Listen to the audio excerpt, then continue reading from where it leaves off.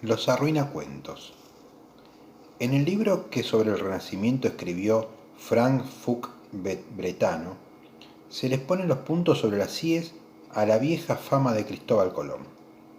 Una prolija revisión de viejos documentos en el Archivo de Indias no dio como resultado, precisamente, el de la confirmación de las bondades del almirante.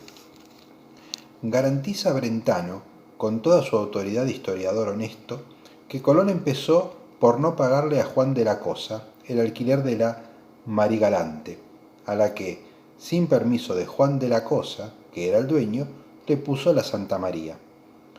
Esto no sería nada, porque, sin que uno sepa por qué, los tipos que no pagan siempre se hacen simpáticos, pero hay un pero.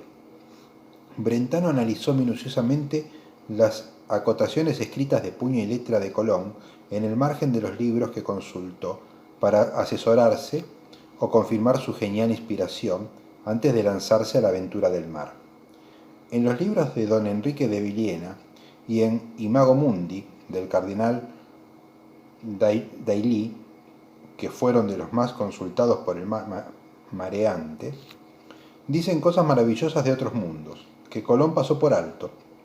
Se dice, por ejemplo, hablando del país misterioso alién del mar, que había en él una viña perenne, que frutecía en uvas de oro, que había mirlos blancos, que había enanitos de un palmo y bestias de 1000 años, y que había la piedra del albesto, que cuando encendía una vez no se apagaba nunca más.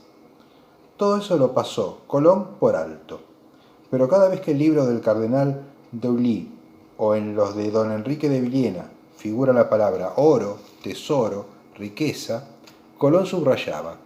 Según Brentano, pues, Colón vino acá por la plata. Termina el historiador su capítulo con estas palabras: oro, oro, oro. Y gloria, por cierto. Pero buscad el honor. Qué lástima da ver destruir las cosas lindas, aunque sean mentira. ¿No es cierto? Hay otro caso que es este. ¿Por qué perdió Napoleón en Waterloo?, nos preguntábamos. Y había 1000 respuestas, pero todas bonitas. Unos decían, Napoleón perdió porque sin saber que estaba tan cerca los aliados anglo-prusianos, mandó en una comisión, con muchas fuerzas que lo acompañaban, al general Grouchy. De pronto, y ya lejos, Grouchy oyó que llegaba Blücher, pero el emperador había mandado y él tenía que obedecer. Pensó un momento, si vuelvo, puedo ayudarle a ganar la batalla, pero el emperador mandaba y había que obedecer.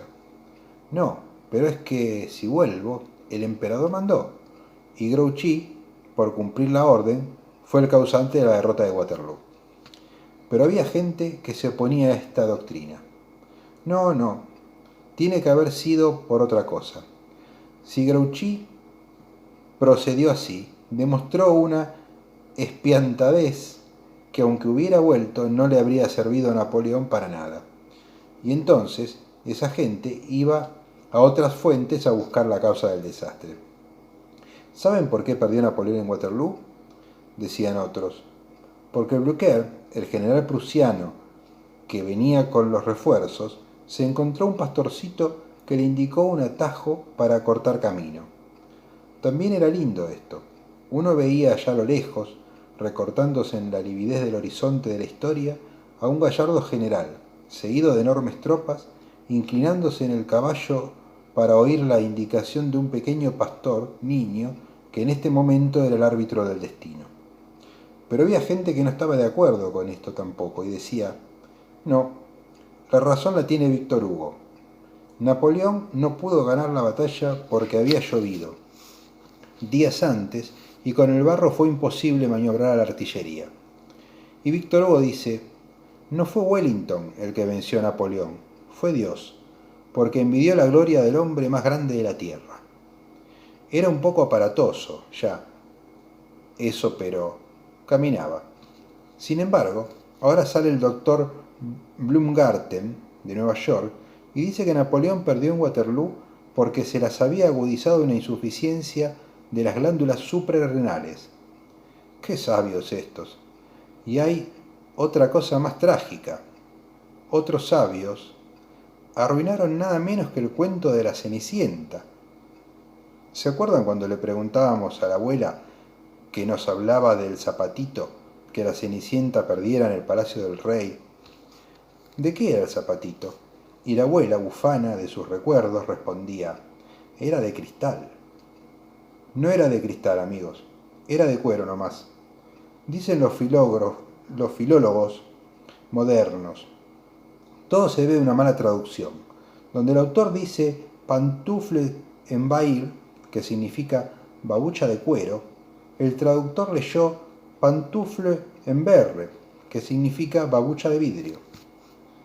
Y pronto nos vendrían a comprobar científicamente que fue mentira que los ratones se transformaron en lindos caballos y el zapallo grandote en una carroza dorada para llevar a la Cenicienta a la fiesta del rey.